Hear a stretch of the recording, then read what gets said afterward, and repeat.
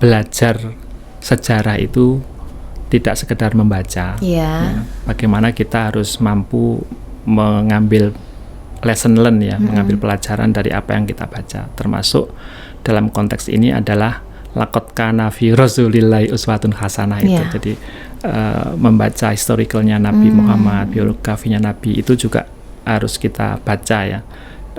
Kita ambil pelajaran di dalamnya.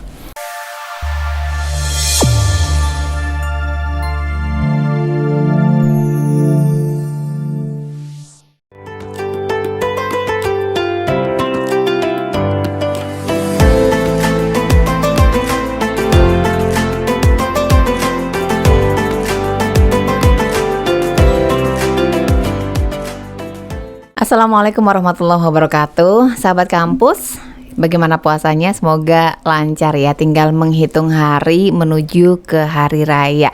Subhanallah sekali, alhamdulillah kita semua bisa menjalankan ibadah Ramadan ini dengan sangat baik. Dan untuk sahabat kampus yang masih setia menemani Maliki Podcast, semoga mendapatkan banyak sekali pelajaran, banyak sekali hikmah dan informasi dari adanya Maliki Podcast di edisi spesial Ramadan. Kali ini saya Farida masih setia juga dengan Anda sahabat kampus, tentu saja dengan narasumber yang baru, belum pernah datang ke sini, tetapi saya sudah sangat kenal dengan beliau karena selama ini pernah mendapatkan bimbingan. Langsung saja saya spill namanya. Beliau adalah Bapak Dr. Haji Muhammad In'am Esya MAG. Assalamualaikum warahmatullahi wabarakatuh. Kabar sehat Bapak? Alhamdulillah. Alhamdulillah ya Bapak. Gimana kabarnya? Alhamdulillah masih sehat, masih puasa juga Bapak ya. Dan kali ini Bapak kita akan berbincang. Kali ini sahabat kampus kita akan berbicara tentang makna yang terkandung dalam surat Al-Ahzab tentang suri tauladan Rasulullah atau sejarah perjalanan hidup seorang Rasulullah yang kemudian kita kaitkan dengan peristiwa-peristiwa yang ada di bulan Ramadan. Begitu ya Pak ya? Silakan mungkin Pak In'am ada yang ingin disampaikan terlebih dahulu. Baik, terima kasih para pemirsa yang saya hormati.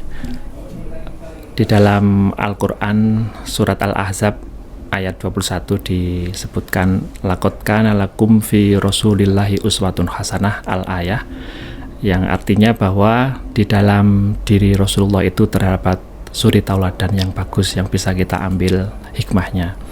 Nah, dalam konteks ini saya tertarik untuk membaca beberapa aspek penting ya dari kehidupan Rasulullah SAW yang peristiwa-peristiwa penting tersebut terjadi di bulan suci Ramadan.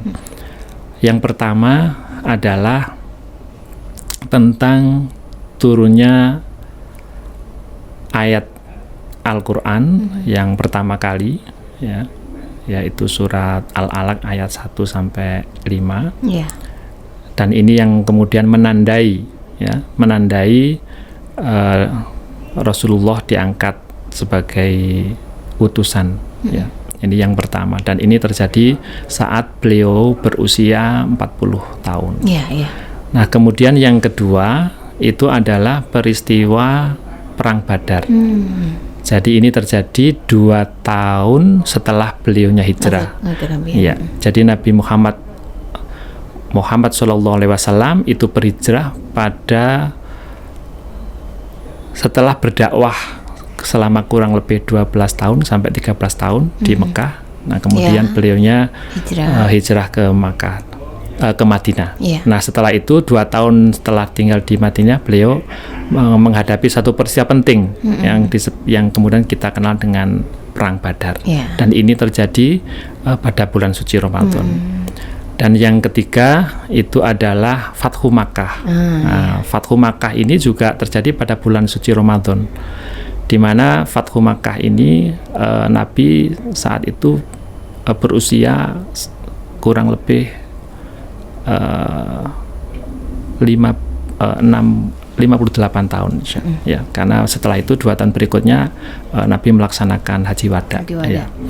60 tahun ya Fathu Makkah itu ketika beliau 60 tahun, dan ini merupakan fase di mana kemudian banyak hal yang bisa kita ambil dari peristiwa Fathu Makkah, dari tauladan beliau bagaimana memperlakukan orang yang kalah di dalam perang.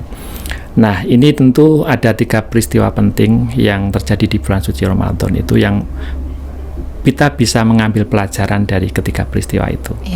Yang pertama tentu kita semuanya memahami bahwa nuzulul Quran atau turunnya Al-Quran itu ditandai dengan surat Al-Alaq, di mana surat Al-Alaq itu adalah surat yang pertama kali turun, kemudian dan ayat yang pertama itu bicara tentang Iqra bismi rabbikal ladzi khalaq. Jadi ini adalah perintah untuk membaca dalam arti luas, dan tentu kata-kata membaca ini kalau kita cermati ayat berikutnya itu bismi rabbikal ladzi khalaq. Ya. Jadi ada kaitannya dengan kesadaran ketuhanan. Ya, bismi rabbikal ladzi khalaq. Nah, ini nanti nyambung dengan peristiwa perang Badar, di mana kemudian pada peristiwa perang Badar itu ada satu kebijakan Rasulullah terhadap tawanan, di mana penebusan tawanan itu tidak harus dengan membayar sekian dinar, tetapi mereka itu diwajibkan untuk mengajar para sahabat umat Islam yang ada di Madinah sebagai tebusan, harus mengajar 10 kurang lebih itu sebagai tebusan, dan ini sesuatu kebijakan yang menarik. Ternyata kemudian ayat relasi kemudian antara turunnya ayat yang pertama tadi, wahyu yang pertama, dengan yang kebijakan yang diambil itu relevan. Nah, kemudian yang ketiga nanti kalau kita beranggapan bahwa Fathu Makkah itu sebagai satu puncak dari perjuangan Rasul. Jadi kalau itu kita baca secara semiotik, kenapa kemudian yang dibebaskan itu adalah Mekah sebagai simbol puncak perjuangan Rasulullah, di situ sebagai satu wahana untuk penyembahan kepada Allah Subhanahu wa taala. Nah, dari situ maka sesungguhnya kita bisa menyadari ada 3 poin penting ketika kita mengupayakan suatu upaya kemenangan kesuksesan di dalam perjalanan hidup itu. Tentu yang mendasar yang pertama adalah bahwa perjuangan itu atau upaya untuk menuju kesuksesan Fathu Makkah atau yang saya sebut sebagai liberasi itu tidak bisa tidak dimulai dari satu kemampuan literasi. Kita harus mendorong yang disebut sebagai literasi, tradisi membaca, membaca mungkin tidak dalam konteks yang sempit, membaca buku saja tidak, tapi juga membaca alam semesta.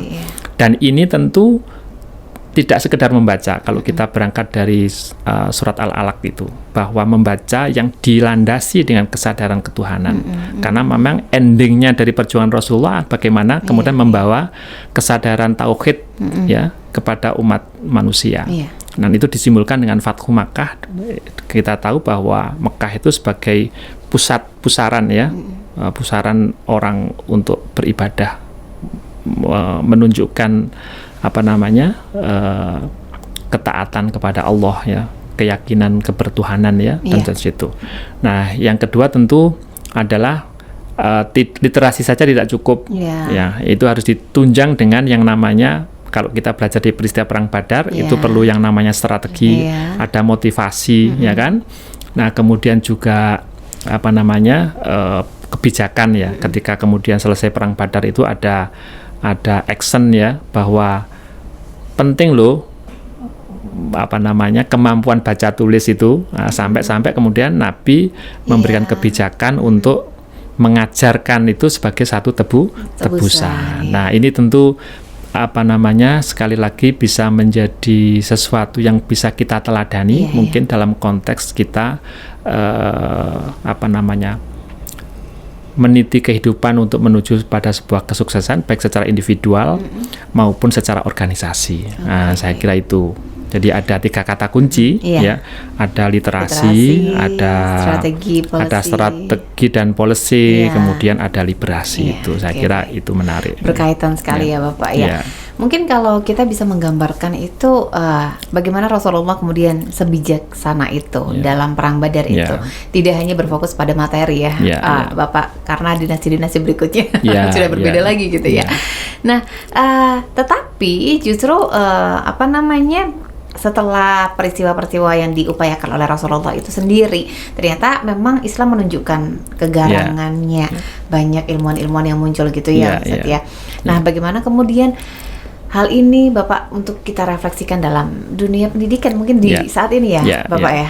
Ya, jadi kita sebagai umat Islam tentu bisa mengambil pelajaran di situ ya, terkait dengan peristiwa-peristiwa penting, apalagi itu peristiwa yang kalau kita cermati, karena kalau kita berangkat dari hadis tadi, dari Quran tadi ya, uswatun hasanah, itu kalau dianalisis lagi, pertanyaannya kan kenapa ya bulan suci Ramadan justru di situ ada peristiwa perang Badar satu misalnya gitu. Justru ada peristiwa turunnya Al-Quran yang mendahului sebelum adanya perang Badar. Ada peristiwa Fathu Makkah dan begitu kan ya.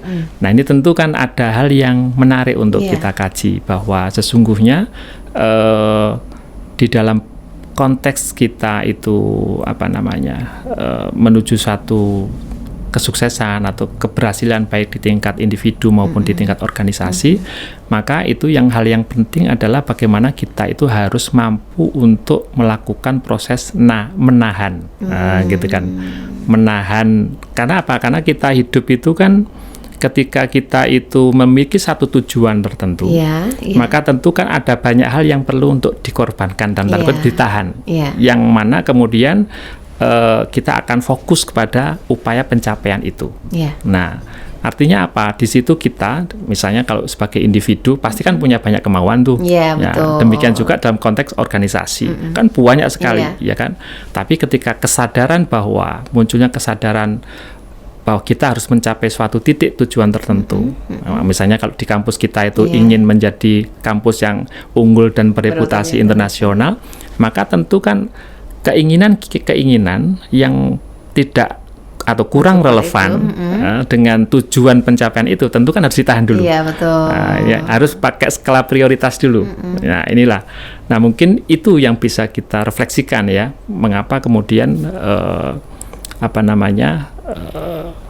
peristiwa-peristiwa besar itu justru terjadi di bulan suci Ramadan, bahwa kemampuan kita untuk menahan diri agar fokus terhadap suatu tujuan tertentu itu menjadi sangat penting ya. Kemudian yang kedua adalah kita tahu bahwa dalam proses di bulan suci Ramadan itu adalah proses di mana kita dikembalikan lagi proses kesadaran kita kepada Tuhan, ya kan. Nah, artinya apa? Di dalam kita mencapai suatu tujuan tertentu itu, kita juga harus melandaskan diri pada kesadaran adanya Tuhan kepada Allah, kesadaran ketuhanan kita yang melandasi perilaku kita untuk mencapai suatu keberhasilan, ya kan, gitu. Karena seperti yang kita ambil pelajaran dari peristiwa perang Badar, di mana umat Islam saat itu hanya berjumlah, ada yang mengatakan 300, ada yang mengatakan 313, tetapi yang muktabar itu kan 313 ya, yang ada 300 melawan 1000 gitu. Tapi kenapa kok bisa berhasil? Itu yang tidak lain adalah karena pertolongan Allah. Artinya apa? Kalau bahasa ilmiahnya itu omnipresent, kita menghadirkan kesadaran ketuhanan kita dalam proses perjuangan, itu menjadi hal yang sangat penting untuk menuju kesuksesan. Bahwa kita tetap berusaha, ya kan? Tetapi kemudian kita juga harus menyadari bahwa semuanya itu nanti akan keyakinan terhadap adanya pertolongan dari Allah Subhanahu wa taala itu menjadi hal yang harus dan memang harus ada di dalam diri setiap diri kita di dalam proses untuk menuju kepada sebuah kesuksesan. Nah, itu hal yang penting ya, termasuk kita di kampus kita, bahwa strategi itu penting, perencanaan itu penting, pendanaan itu juga penting, tapi juga bagaimana membangun kesadaran ketuhanan itu juga sangat penting, ya kan? karena itu bagian dari apa yang kita teladani dari peristiwa-peristiwa penting yang dicontohkan oleh Rasulullah Shallallahu Alaihi Wasallam. Ya. Baik, jadi ini relate sekali dengan kehidupan kita mungkin untuk mahasiswa mungkin Ustadz ya Bapak ya. Kalau memang untuk mencapai target tertentu, kenapa kok peristiwa besar seperti ini justru malah Allah selenggarakan mungkin di bulan Ramadan? Ternyata bahwa untuk mencapai segala sesuatu yang memang hasilnya besar itu butuh ketahanan. Termasuk misalnya mahasiswa sekarang ya Bapak ya, menahan diri untuk tidak banyak nongkrong gitu ya. Itu kayaknya penting ya Pak ya. Kalau mau lulus dengan tepat waktu seperti itu. Baik, bagaimana kemudian Bapak tentang Perang Badar, peristiwa Perang Badar itu kan menunjukkan sosok kepemimpinan seorang Rasulullah gitu ya Bapak ya. Dari peristiwa ini, bagaimana sih kemudian yang bisa dicontoh atau mungkin bisa diambil oleh seorang pemimpin, karakter suri tauladan yang seperti apa yang seharusnya ada dalam diri seorang pemimpin? Sebelum saya menjawab ke pertanyaan tadi, ada satu ungkapan orang Jawa sebenarnya. Lek kepingin akeh riyoyone kudu akeh posone. Ya, kira-kira begitu ya. Nah, saya kira juga relevan itu ya, bahwa proses untuk menuju keberhasilan itu adalah memang membutuhkan yang namanya puasa, tirakat, menahan diri, ya kan, yang nggak boleh ngeslong, gitu. Nah, kemudian terkait dengan apa hal menarik dari perang Badar yang mungkin bisa kita ambil pelajaran ya, seperti yang tadi saya sampaikan bahwa betapa Nabi Muhammad itu memang sosok yang sosok panutan, bagaimana kemudian yang diwahyukan itu kemudian relate ya dengan apa yang beliau lakukan dan kebijakan yang dilakukan, termasuk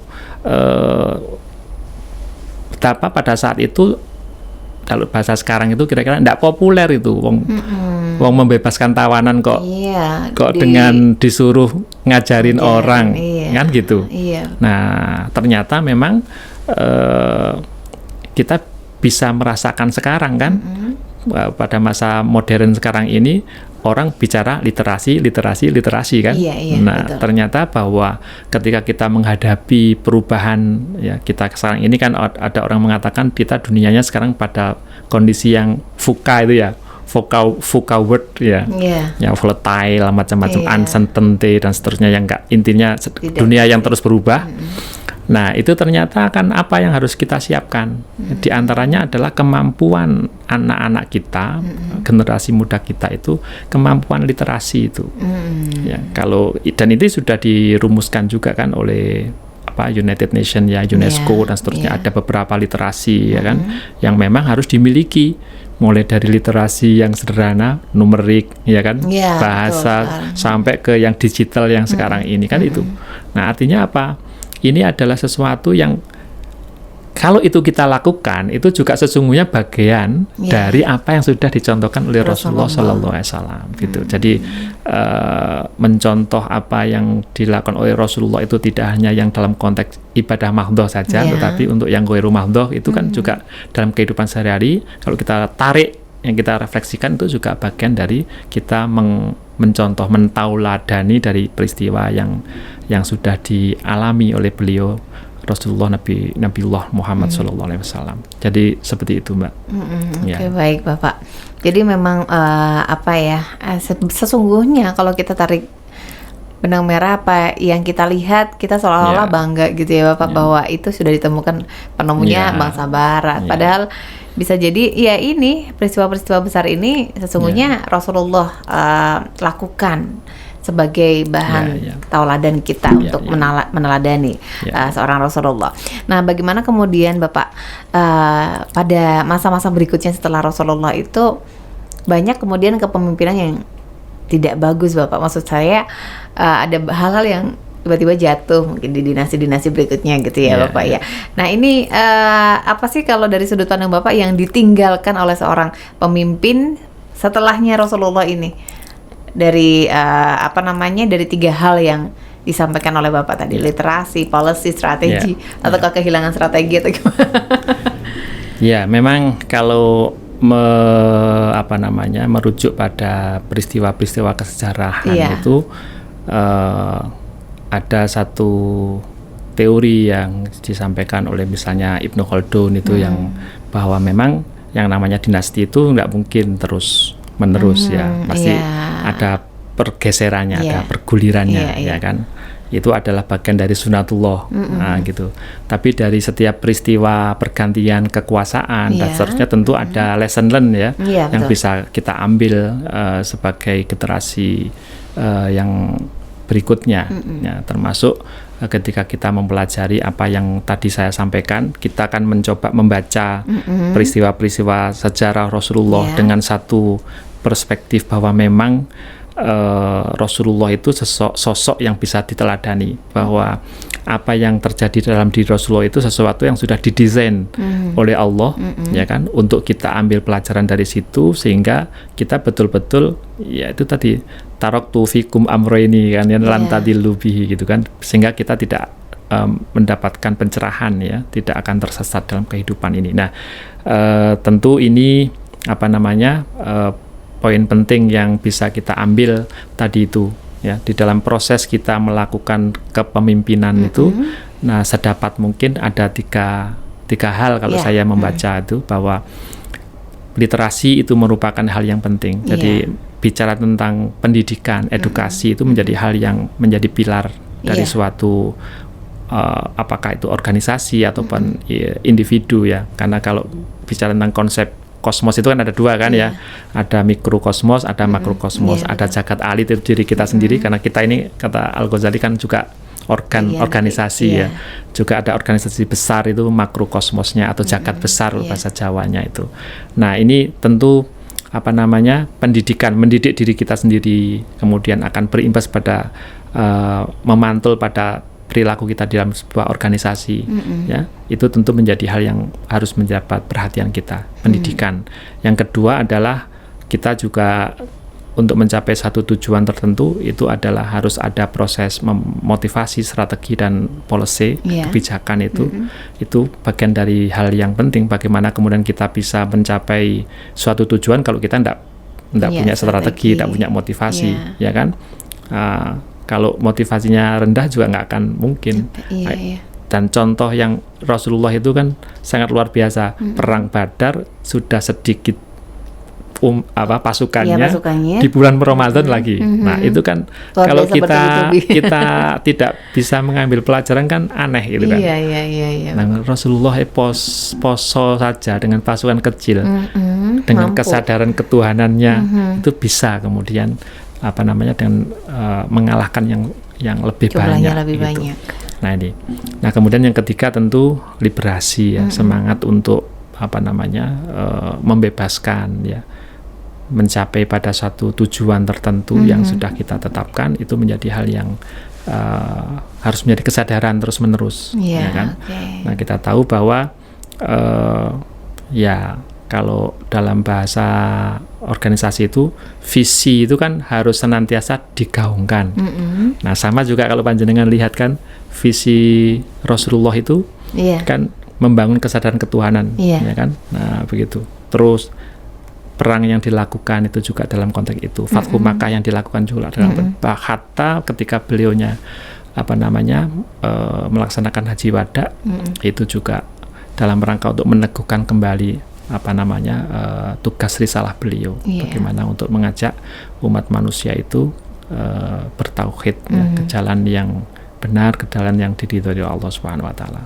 Baik, terima kasih, luar biasa. Tadi mungkin kita sebagai anak muda tidak terlalu ngeh dengan peristiwa-peristiwa besar tersebut bahwa itu terjadi di bulan puasa. Nah, makanya kemudian kita menjadi generasi yang saat ini juga sepertinya harus balik lagi ya Bapak ya, bahwa memang kalau ingin mencapai sesuatu yang besar itu ternyata memang butuh mempertahankan, butuh ketahanan untuk menahan segala sesuatu yang ada dalam diri kita.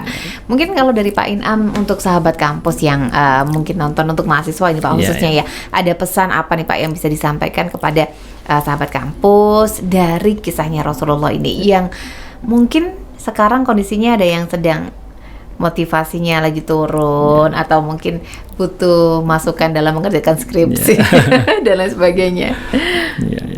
Yang pertama tentu belajar sejarah itu tidak sekedar membaca. Ya. Bagaimana kita harus mampu mengambil lesson learn ya, mengambil pelajaran dari apa yang kita baca. Termasuk dalam konteks ini adalah laqad kana fi rasulillahi uswatun hasanah itu. Jadi membaca historicalnya Nabi Muhammad, biografinya Nabi itu juga harus kita baca ya. Kita ambil pelajaran di dalamnya. Nah, kemudian dari hasil pembacaan kita itu terhadap sejarah, ada yang disebut sebagai historical awareness ya, kesadaran sejarah itu tidak akan bermakna apa-apa kalau tidak kita refleksikan dalam konteks kehidupan kekinian. Membaca sejarah itu kan untuk kepentingan kita hidup saat ini dan di masa yang akan datang, kan begitu. Nah, sehingga sisi-sisi positif yang memotivasi ya, termasuk tadi sudah saya sampaikan bahwa Fathu Makkah itu sesungguhnya adalah, kalau dibaca dari sisi jangka panjangnya, adalah bagaimana meneguhkan kembali ya, ajaran-ajaran ketuhanan dan seterusnya. Itu menjadi visi yang kemudian dibawa oleh Nabi Muhammad SAW terus-menerus, yang kemudian setelah beliaunya hijrah kembali lagi ke Mekah dalam rangka untuk pembebasan itu. Nah, ini juga menjadi semangat bahwa bagi mahasiswa itu harus tetapkan tujuan ya, tetapkan tujuan, bahwa ketika kita sekali menetapkan tujuan untuk mencapai sesuatu itu harus secara istiqomah ya, dijaga semangatnya dan seterusnya. Dan tentu jangan lupa kalau belajar dari kisah Rasulullah itu bahwa kita tidak boleh lupa bahwa apa yang kita lakukan ini semuanya juga dalam rangka mendapatkan ridho dari Allah Subhanahu wa Ta'ala. Jadi kesadaran ketuhanan itu tetap harus menjadi fondasi dalam kita melakukan sesuatu, mencapai cita-cita yang ingin ditargetkan. Dengan begitu, insya Allah nanti pertolongan Allah akan menyertai kita. Insya Allah begitu.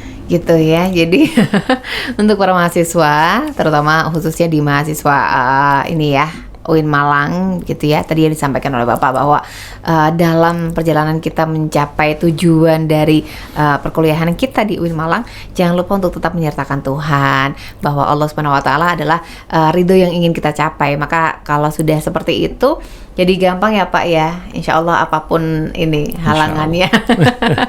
Baik, itu saja, mungkin semoga sahabat kampus bisa mengambil ini ya, motivasi dari historicalnya Rasulullah yang diceritakan oleh Bapak Inam Esya kali ini, bisa mengambil hikmahnya. Jangan pernah meninggalkan sejarah, karena itu yang bisa memberikan motivasi untuk diri kita juga, seperti itu. Terima kasih Pak Inam. Sama-sama. Semoga besok-besok kita bisa ngobrol lagi di sini. Amin. Semoga diberikan kesehatan selalu. Amin. Dan bisa memberikan banyak ilmu untuk teman-teman yang ada di UIN Malang. Itu saja dari kajian Ramadan kali ini dari Semarak Ramadan Maliki Podcast. Jangan lupa untuk membagikan video ini kalau dirasa penting dan bisa memotivasi orang lain. Terima kasih, saya Farida pamit. Assalamualaikum warahmatullahi wabarakatuh. Waalaikumsalam warahmatullahi wabarakatuh.